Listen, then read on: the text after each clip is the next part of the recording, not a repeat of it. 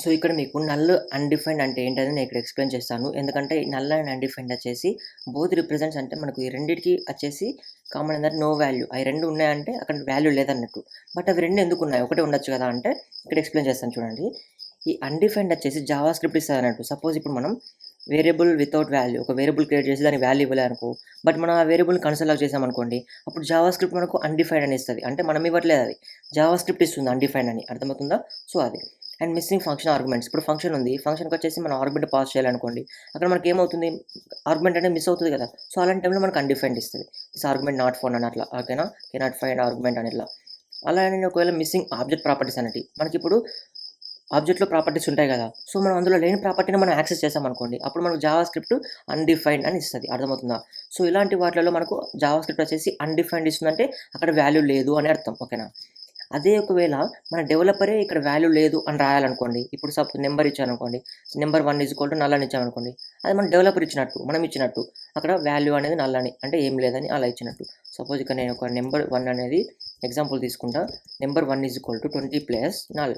ఇలా తీసుకుంటే మనకు బ్యాక్ ఎండ్‌లో ఏమవుతదంటే చూడండి ఇక్కడ 20 ప్లస్ 0 తీసుకుంటానన్నట్టు. ఇప్పుడు నేను కన్సోల్ లాగ్ చేస్తా చూడండి. కన్సోల్ లాగ్ చేసేటప్పుడు నంబర్ 1 అనేది కన్సోల్ లాగ్ చేశాను. అప్పుడు మనకేమవుతుంది 20 ప్లస్ 0 మనకు అలా 20 అంటే డైరెక్ట్ 20 వచ్చింది. ఎందుకంటే మనకు డెవలపర్ సెట్ చేస్తున్నాడు ఈ వాల్యూ. డెవలపర్ సెట్ చేసినప్పుడు మనకేం బగ్స్ రావు. ఓకేనా?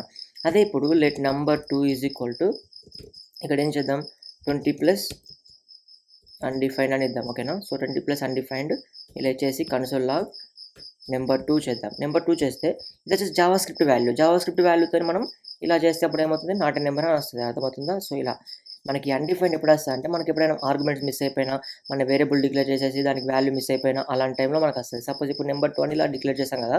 సో, నంబర్ 2ని మనం ఇక్కడ కన్సోల్ లాగ్ చేద్దాం. నంబర్ 2 కన్సోల్ లాగ్ చేస్తే చూడండి మీరే గమనించండి అన్‌డిఫైన్డ్. ఇది వచ్చేసి జావాస్క్రిప్ట్ ఇస్తది. జావాస్క్రిప్ట్ ఎప్పుడు నల్ ఇవ్వదు. ఎందుకంటే నల్ అనేది మనం డెవలపర్స్ ఇస్తారు. ఓకేనా?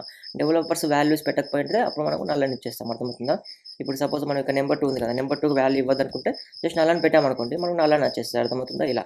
సో, ఈ రెండిటి డిఫరెన్స్ ఏందంటే అన్‌డిఫైన్డ్ వచ్చేసి జావాస్క్రిప్ట్ ఇస్తది. నల్ వచ్చేసి మన డెవలపర్స్ యూజ్ చేస్తారు. ఎక్కడైతే మనకు వాల్యూ అవసరం లేదో అక్కడ మనం ఇలా నల్ అని పెట్టేయొచ్చు. అర్థమవుతుందా? సో, ఇలా దీనికొచ్చేసి మనం ఈ నల్ వర్సెస్ అన్‌డిఫైన్డ్. సో, 2 ఎందుకు ఉండాలి? ఒకటే ఉండాలంటే ఒకటే ఉండొచ్చు కదా అనుకున్నప్పుడు సో, ఇది డిఫరెన్స్ మీకు చూస్తే అర్థమవుతది. ఈ అన్‌డిఫైన్డ్ వచ్చేసి జావాస్క్రిప్ట్ యూజ్ చేసుకుంటది. నల్ వచ్చేసి డెవలపర్స్ యూజ్ చేసుకుంటారు. ఎక్కడైతే వాల్యూ అవసరం ఉండదో. అర్థమైందనుకుంటా ఇది. ఓకే.